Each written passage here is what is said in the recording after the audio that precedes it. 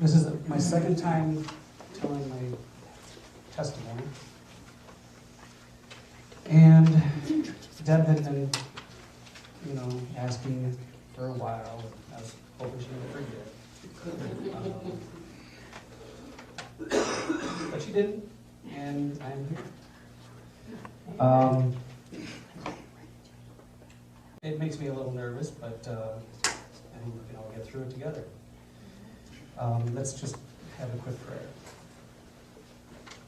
Lord, again, I thank you for this day. We thank you that we're here together, and I just ask for the right words and the right message to come out, and just ask for your guidance. In your name, amen. So, this is my testimony, and basically how God can help change you from the inside out. I grew up with 2 sisters and 1 brother. I'm the oldest of the family. I struggled with knowing what I wanted to do in my life. And my first year of college, I went to Bethel University in St. Paul, Minnesota.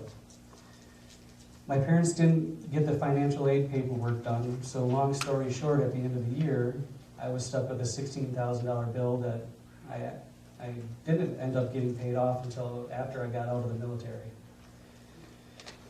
It was a burden, but honestly, it's just part of the struggle of becoming who I am today.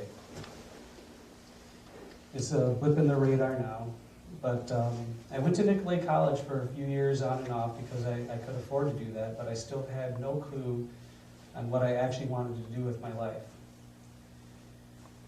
In my opinion, I was probably a kid that should have gone into the trades instead of going to college. College is not for everyone and can be a wrong fit for certain people. I'm pretty sure I was one of those people. Starting out at Bethel and then in my years at Nicolay, I got pretty serious about weightlifting, and I ended up doing some bodybuilding competitions. And I did pretty decent for a newbie. However, this led me to go to the University of Wisconsin La Crosse for exercise and sports science. I would like to say that things went well, but unfortunately I was hanging out and partying too much with the wrong people who were not a good influence in my life. I was skipping classes and party eating, and literally just felt lost. I was heavy into everything that goes along with partying, and even though I knew that's not who I was, and even though I knew I needed a change in my life in some direction. So I actually just had a nerve block in my neck on Thursday, and it helps with a lot of the pain that I go through, and but it also kind of makes me a little parched. Against my family's wishes and some of my friends' wishes, I joined the Army thinking that I would get the rigidity and direction that I was looking for. I joined the Army because I was able to choose my MOS, or my job, and I didn't think that the Air Force would have given me the structure I was looking for, and the Marines didn't allow me to choose my job, so I chose the Army. But also because of the job I picked, it came with a bonus, although I soon found out why it comes with a bonus. So this began my experience in the military. I still remember getting on a bus. I don't remember where it was, but we were heading to Fort Sill, Oklahoma. It seemed like fun. Everyone was on the bus was super nice, talkative and joking around, and it was pretty fun, to be honest. But as soon as the bus stopped, it was absolute chaos. Drill sergeants started screaming and yelling and giving orders, like they wanted you to drop your bags in a certain place, and when you did that, then they screamed at you and told you it was in the wrong place, or it was the wrong way, or something was wrong about it, and no matter what you did, it was wrong. And they just wanted to basically break you down to build you up. It's kind of funny now looking back, but I was sure thinking, man, what did I get myself into? There was a lot of push-ups in my life after that. The Army was definitely giving me the rigidity and direction I was looking for, and I spent 16 weeks at Fort Sill, Oklahoma for basic training in AIT. AIT is where they train you for a specific job. I chose artillery because, again, it came with the bonus, and I soon found out why, because it's very less than desirable. So artillery rounds are about this big, and they weigh about 100 pounds, and there's always these really fun drills that they make you do, seeing how fast you can load and unload the ammo carrier, which holds about 90 rounds. And it really just messes up your back. I know a lot of guys loved it. I really didn't. But I signed up, and I was determined to make the best of it. I was older than everybody else, or just about everybody else. I was 24 years old at the time, and I was the second oldest person out of 400 guys at basic training. I was even older than my drill instructors, so it was kind of weird. Everyone there was 18 to 20 years old, and I was, and it was kind of weird being called the old man by 18-year-olds. However, I graduated basic at AIT number 2 out of 400 guys. I was in great shape going into basic because I had just gotten done doing those bodybuilding competitions, and all the push-ups, running, and calisthenics were good to me. I went in around 150 pounds and I came out a ripped 185. I lost the number 1 spot to a guy that played football for the Citadel. That guy was a monster. He was huge. He could outrun me, out-push-up me, and out-sit-up me.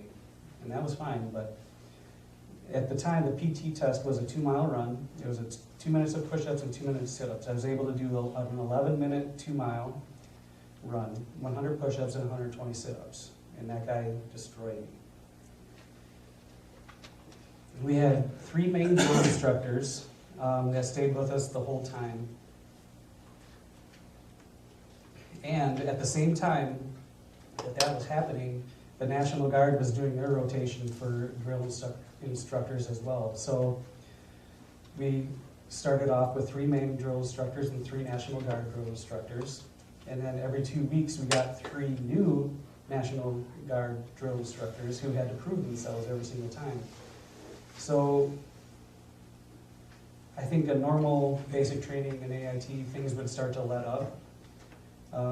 Because as you get into it, they realize that you're actually learning and growing and doing what you want them to do. But like I said, the National Guard guys had to prove themselves, so they always gave it to us. Like I said, push-ups were our life. My first duty station was Fort Polk, Louisiana, where I spent 2 years.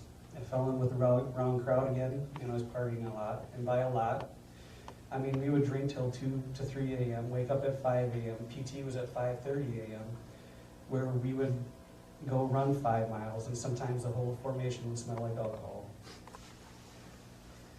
One day walking up to formation, everyone was looking anxious and hovering around a TV. And we watched as the Twin Towers were being attacked, as well as everything else that happened that day.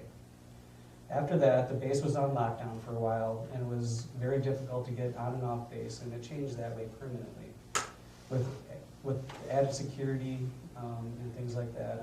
And I know that also changed a lot of things for the U.S. and the world.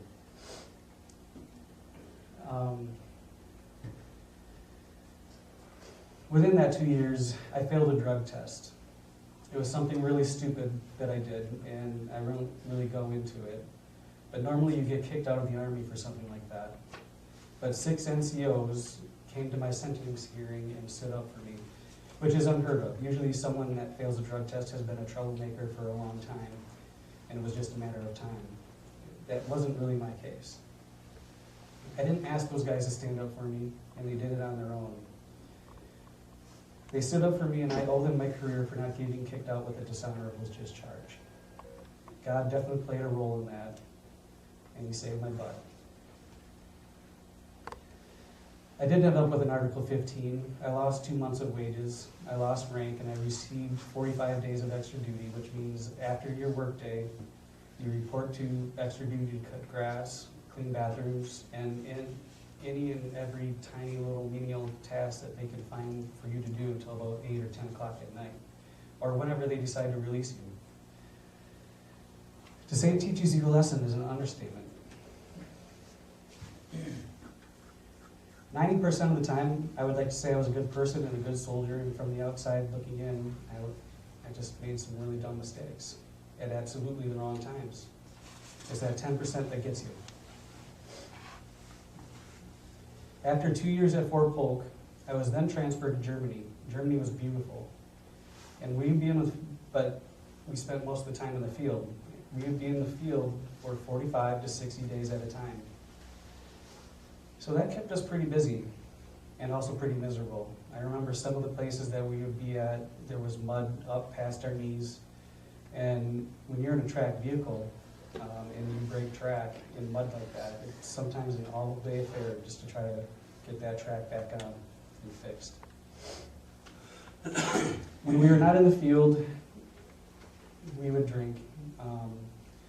And I think that's a way for most soldiers to blow off steam and stress, especially if you don't have a solid religious base or solid healthy habits like weightlifting or anything besides drinking. Drinking can basically take over your life and it can become a habit. So I was stationed in Germany for a year, and then we got orders for Iraq. It was pretty emotional, exciting, scary, and also like the uncertainty of it, not knowing what to expect, what you're going to be doing.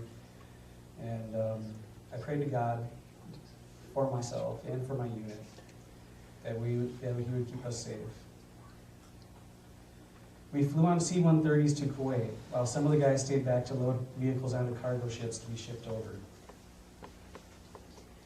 I remember getting off the plane, it was literally like sticking your head in an oven. We slept in a tent in the desert for about a week so we could get acclimated to the heat. We would do drills during the day and night. Also at night, we would catch scorpions, camel spiders, and even mice, and do what soldiers do best when we were bored. We would see who would win with the camel spider or the scorpions. That's kind of what we did.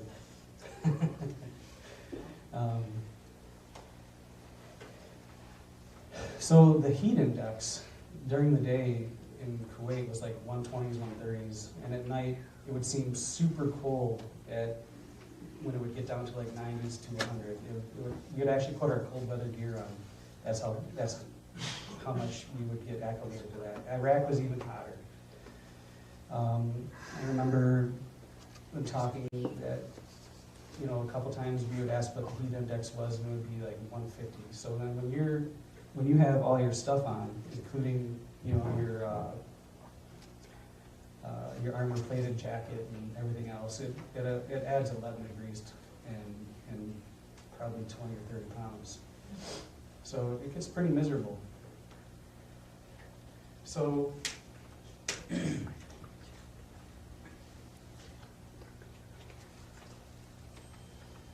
after the week in Kuwait, we began a 3-day road march to Iraq. I was a paladin driver or a gunner, and so I would either drive or shoot. And the paladin is like a tank, only it's a little bit bigger than a tank, like tall wise.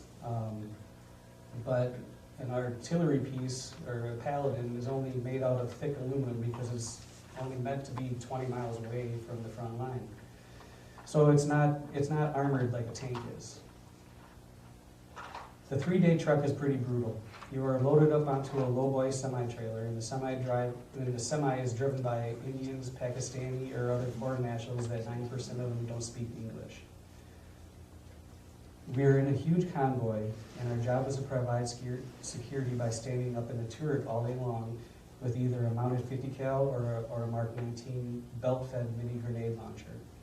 I had the Mark 19, which is actually a very fun piece of equipment. Both pieces, though, are very powerful and devastating if you actually have to use them.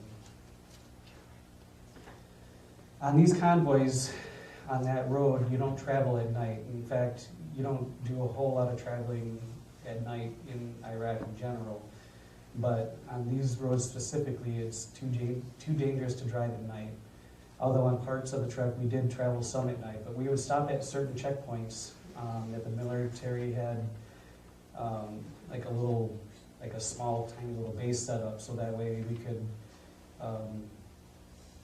use the facilities, get some water and things like that, and rest for the night. The sandstorms on that truck, and also during the time when we were in Iraq, were actually pretty brutal. There's literally times you can hardly see anything in front of you when you get into these things.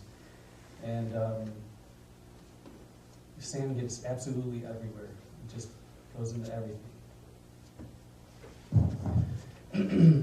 We finally reached our location in Baghdad, and our base was called FOB Thunder, which is, FOB means Forward Operating Base. We were outside of the green zone in Baghdad, and the green zone means that usually nothing happens in the green zone because it's been cleared, and there's a lot of military personnel in those areas to keep it a green zone. But we were close to where they had started building the largest mosque in the world. It was actually pretty cool to see. It was huge. Our first night, and every night, you could always hear the distinct sound of AK-47s shooting all around. And in a city, a lot of times you can't tell where the gunfire is coming from. And also on that first night, and just about, I wouldn't say every night, but a lot of nights, we had these guys on little motorcycles that had mortars attached to them. And they would stop at a certain spot, they would launch 2 or 3 mortars at us, and then speed away to a different location and do the same thing until we would send out what is called a quick reaction force, where they would try to track down those people and take them out. But with them being on a little motorcycle and knowing once we left the gate, they were too hard to catch. Fortunately, and unfortunately, they were very inaccurate because they would land all over. But the unfortunate part is that you never know where they would land. So you just had to be on your toes. For the first 6 months, and maybe longer, I don't really remember, we slept on the ground or in bombed out buildings. And after like the 6 to 8 month mark or something like that, we actually finally got cots to sleep on. And it actually was great. Those cots are pretty comfortable. The whole time we were in Iraq, we only shot a total of about 3 rounds of artillery. They concluded that there was just too much collateral damage. In fact, a lot of times if we were being shot at, we couldn't shoot back because they would use women and children as human shields. It became a lot to deal with sometimes. Trying to deal with civilians in Iraq was also very stressful and mentally overwhelming. They don't seem to know how to communicate without yelling and screaming at each other. They would start, and the women would also just start wailing and crying for no reason. Like if you're trying to get them to move from one location to the next location, they just start wailing and crying and won't move, and it just becomes really hard. I remember I was guarding a gas station, and one Iraqi came up to another one and shot him in the head because he thought he was taking too long, or he cut in front of him. We couldn't get an exact answer out of him. Besides guarding gas stations, we also did house raids where we were looking for weapons as well as known terrorists. We did traffic control points where we would search vehicles looking for wanted terrorists and weapons, which is amazing to me that we actually did that, because I'm just amazed that we didn't get car bombed from that.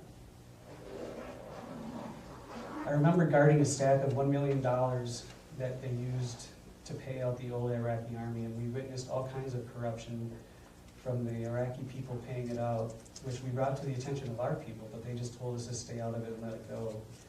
And it kind of makes you wonder why we were even guarding it in the first place if they're just going to just do whatever they want. I have a lot of stories, actually, but I'm going to tell you 3 main ones, and this is actually relevant to the whole reason why I'm here today.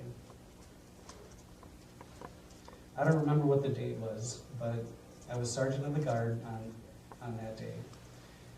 And that day there was a peaceful million-man march or a protest. I'm not exactly sure what they were marching or protesting about, but I can tell you that there was so many people. It was like this line that just lasted all day long. I was in charge of security that day, and our main assignment, which was guarding it was called the New Iraqi Army Recruiting Station.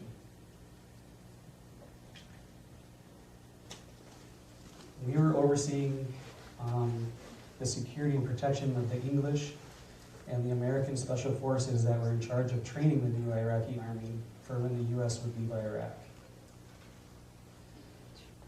The day of that march, a big truck had stopped behind some palm trees and barricades and was setting something up. A group of Iraqis had gathered around the truck, which also blocked your vision even more and was making it hard to see. I radioed to the guys that I was coming down off the roof, and I was going to go down to see if I could figure out what was going on. I eventually had to get in front of the barricades to get a better look, and as soon as I saw that they were setting up some type of machine gun, I was all of a sudden being shot at by that said machine gun. Bullets were flying all around me into the sand-filled barricades. We had these huge, they were 4 feet by, 4 feet wide by 4 feet long by 4 feet high. Barricades that we filled with sand. We also had, they were like pillars of concrete, but the ones that we had right there were the ones that were filled up with sand. As soon as the bullets started flying around me and into the sand-filled barricades, I was also in front of my guys who forgot that I was out there. So I also had 50 cal rounds and M16 rounds flying over me as they were returning fire. That truck tried to run through our barricade, but was lit up with the 50 cal and hit a pole and blew up about 30 to 50 feet away from me. The sound was deafening with all the shooting, screaming, and there was other attackers shooting at us and trying to climb over the walls to get into our compound. Right before the truck blew up, I heard someone say, "Jump," and then I turned to my right, and it was like I was pushed or pulled. I don't even know how to describe it, but it wasn't just my effort.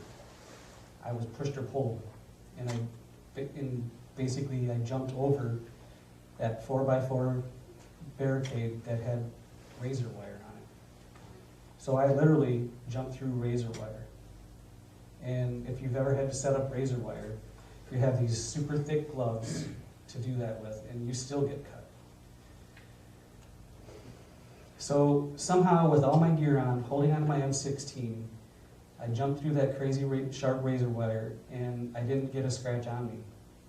I had a smaller rip in my BDU long sleeve shirt and a smaller rip in my BDU pants.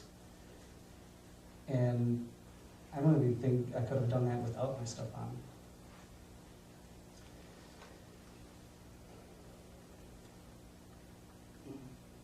The guys were all up on top of the building. There was nobody near me.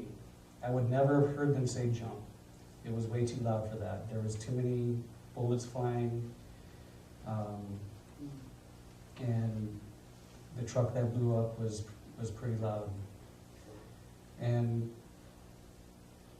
I just know that God had protected me that day. Amen. Because that's the only thing that it could have been. Mm-hmm. And that's why I'm here. Amen. Amen.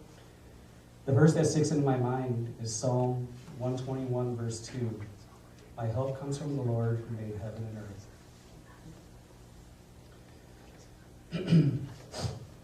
The next thing that happened was December 31st, 2003. We were allowed to go to the green zone that day to get food, clothes, and whatever kind of supplies we needed to get. So like I explained before, the green zone was supposed to be a safe zone.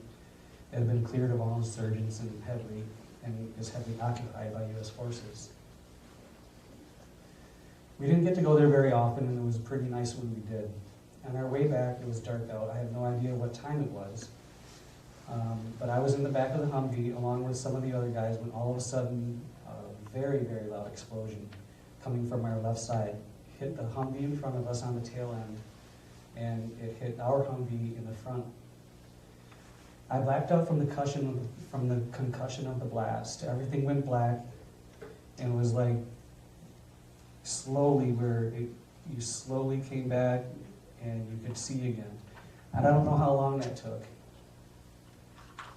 but I assume that everyone else in the back was the same dazed and confused and a little shocked as I was. I was the first to hop out, and I saw the driver. His name was Jeremy, who was my best friend and still is, stumbling out of the driver's seat. And a weird thing about that day is usually I'm one of the main drivers, but he ended up driving that day. And it's a crazy thing to think about because I could have been hit by that blast. He couldn't walk straight, and his clothes were all bloody. I could hear gunfire around us, but I didn't know if we were being shot at or not. I also saw another unit in the area after a little while, and it was a tank unit, and they started helping with security. I grabbed Jeremy to get him out of the open, and I noticed a rock stuck in his head, and I bandaged his head in a way that immobilized the rock so that it wouldn't come out. I also bandaged his eye because it looked kind of messed up, and he was trying to touch it, and it was bothering him.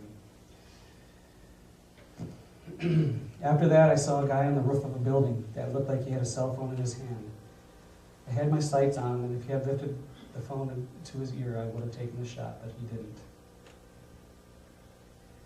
2 years ago, I had the chance to visit Jeremy and his friends to visit Jeremy and his family in Florida.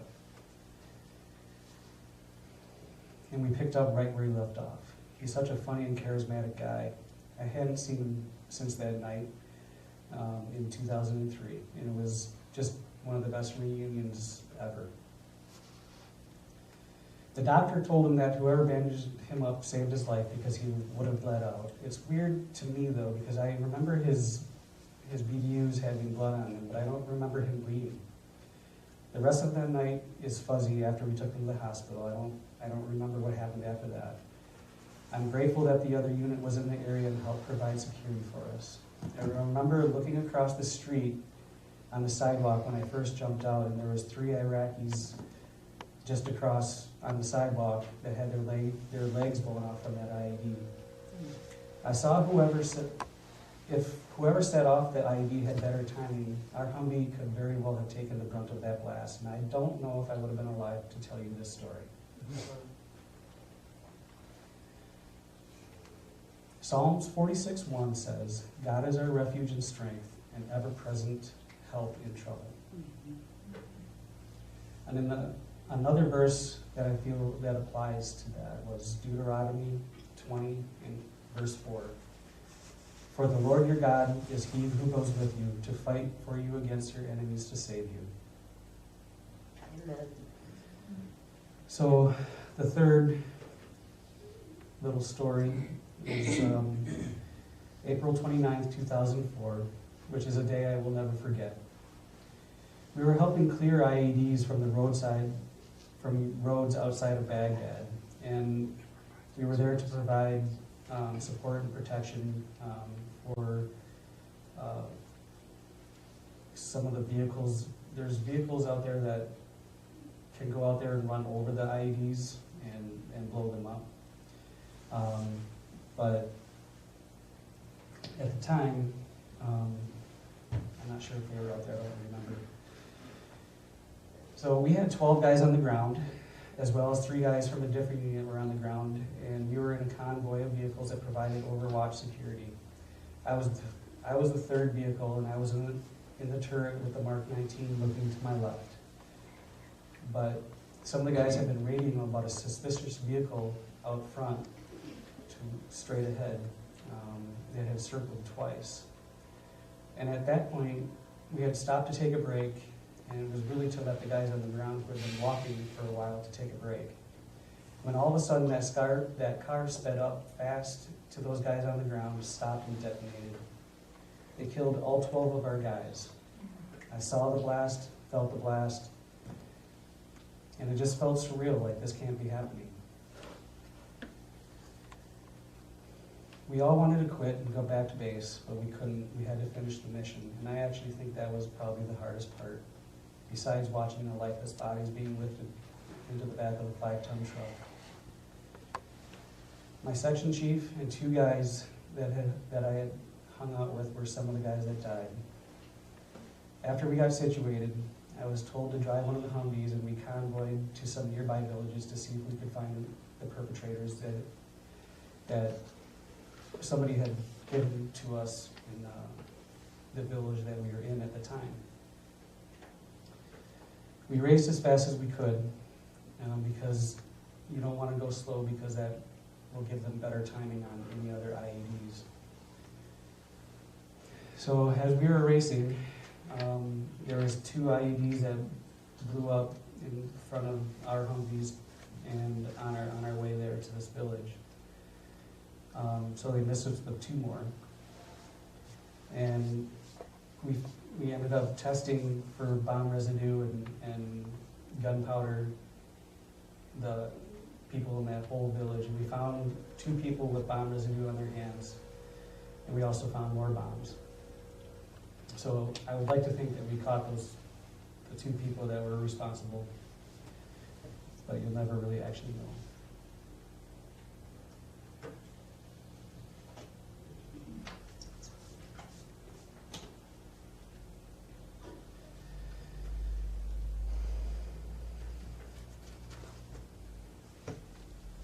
On our way back to our convoy, we also found a 3rd IED that failed to detonate. I don't remember the rest of that day, but I do remember crying myself to sleep that night.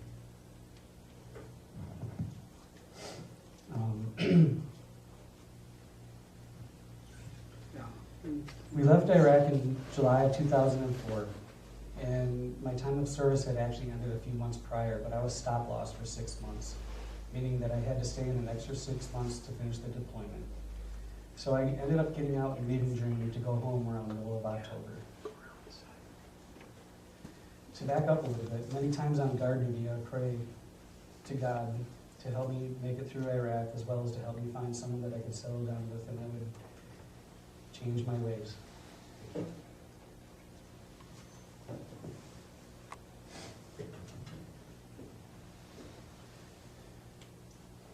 When I first came home, I didn't know I had PTSD. I didn't know how sad and angry I really was. I was still mourning my friends and everything else that happened over there. I didn't sleep because of nightmares, and I'd wake up and drink just so that I could make myself sleep more. I'd go to lunch or dinner with my family, and I'd be doing shots, and they would think I was crazy, and I would basically be drinking a ton no matter what time of day it was.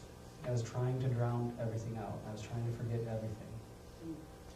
And no matter how much you try to forget,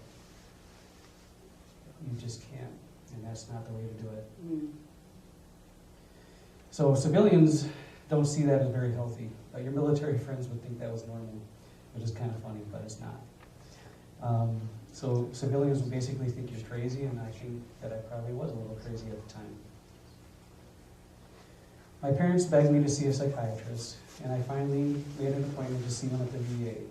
This was my very, very first appointment at the VA, and I told him everything, and that I needed help, and maybe he could give me something to help. Well, he told me that the only reason I wanted to be on something was so that I could abuse it and get addicted to it. Well, I got super angry. I pretty much lost it. I swore at him up and down and threw stuff off his desk, and I was almost thrown in jail that day. After that, I didn't go back to the VA for about 4 years. I found out, though, that guy had gotten fired a few months afterwards.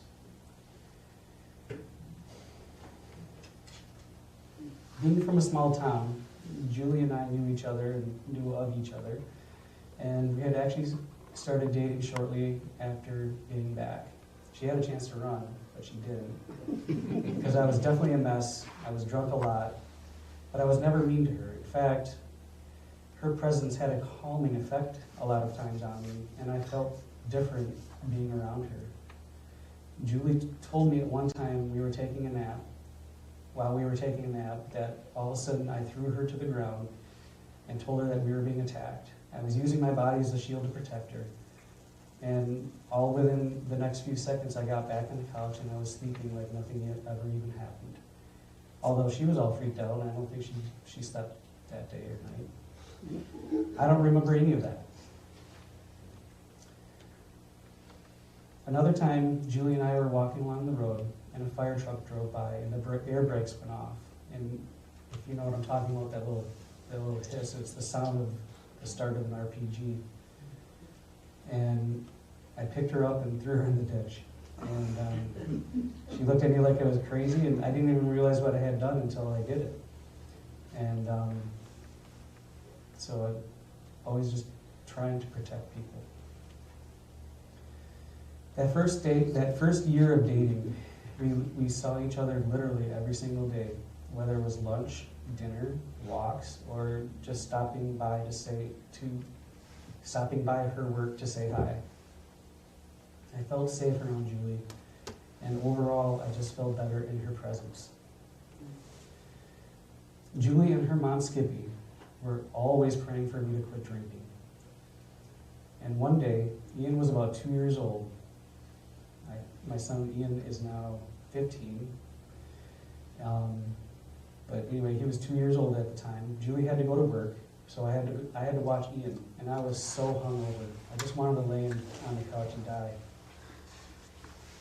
All he wanted to do was play, and I just remember feeling like the biggest jerk in the world, and I said to myself, never again, I'm not going to be that guy anymore.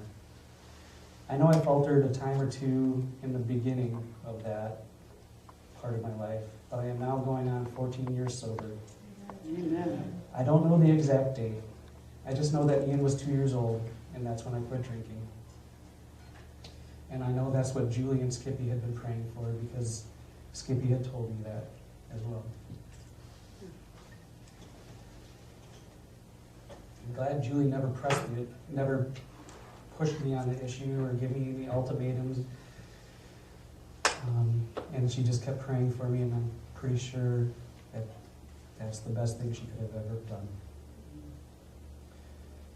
One day, Skippy asked me to go to a Revelation seminar, and that she would watch Ian if I would go. Skippy never asked me for anything. In fact, I used to ask her all the time, is there something I can do for you around the house? Is there anything I can do at all? And she would always tell me no. And it's like, I always felt bad, because I know she needed help around the house.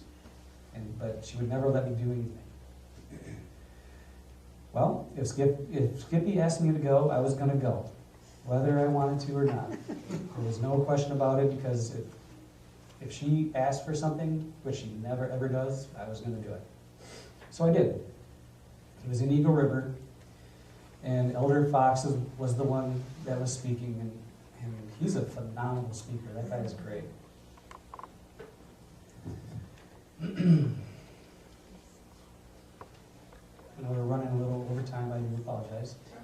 Almost done. A few things off the top of my head that stuck out and made me realize, was that in 52 different languages, Sabbath is Saturday. Which right there makes you wonder why people worship on Sunday. Mm-hmm. Well, Sunday worship was brought forth by Constantine the Great in Rome of AD 321. And it was enforced by him throughout the Christian churches. And they killed anyone that was still keeping the Saturday Sabbath. Before, before going to the seminar, I didn't quite understand. And now Saturday Sabbath makes total sense to me. And I don't know what I would do without that day of rest, because it has become so essential to me now that I wouldn't want to go back. To work so hard throughout the week and to do all the things that you do throughout the week, and to get this day of rest, to be able to worship, to go to church, and just to be able to relax is probably the most important thing I can do with my life. Amen. I did the Bible studies with Pastor Coley and some of the elders in the church, And I think I was baptized around 2013. I don't remember the dates. I have memory issues, so I do apologize. It's still hard at times not having grown up an Adventist. For instance, like kids' sports and things like that. And it seems like everything was always done on a Saturday, which is crazy. Mm-hmm. But I then remember high school is just a blip. And really, we have two great, awesome kids, and they understand even more than I do sometimes. Our son has declined doing things because it's on a Sabbath, and it was hard for me because I remember doing all of those sports when I was growing up, and but I do understand, and it's not so hard anymore. I feel like the devil tried so hard to stop me from becoming an Adventist, although he did lose on the drinking. I have absolutely no temptation at all to drink, no desire whatsoever. I quit cold turkey. I didn't have to go to do anything. I just quit. And it was just, I guess, all the prayers. Amen. That's all I can contribute that to is God. When we lived in our first house, we would hear babies crying sometimes, not our babies. And we would also hear footsteps in the loft, and our kids were too young at that time, I didn't believe. I remember praying with Pastor Fox on the phone, as well as Julie prayed with her sister on the phone about all these things that were happening in our house. Sometimes our bed would shake or vibrate, and Julie and I would pray together until it would stop. It was actually pretty freaky sometimes. Pastor Coley and the elders of the church came out and prayed with us, and the occurrences stopped. Deb used to pray Psalms 34:7 with Julie. The angel of the Lord encamps all around those who fear him and delivers them. Another thing that happened that the devil had tried to stop us was I quit the post office so that I didn't have to work on Saturday anymore. And I was working for a guy selling security systems. I had been selling security systems as well as working at the post office. And long story short, he begged me to work for him full time, so I did, because I knew I wouldn't have to work weekends. But that guy didn't end up being a very honorable person, so I had to quit, which after a while, our house ended up in foreclosure, and it was a very scary time. About a year into it, we were able to save the house, thanks to a lot of praying, and it led me to being able to do personal training full-time and running my own gym. God also saw to it that I sold the gym, and I think it was like a year and a half later, COVID hit. And so that was a huge blessing, because that would have killed my business anyway, and I would have been would not have been good. So in conclusion, God has helped me and my family in so many ways, and I'm so grateful for his love. And Psalms 107:1 says, "Oh, give thanks to the Lord, for he is good, for his mercy endures forever." Amen.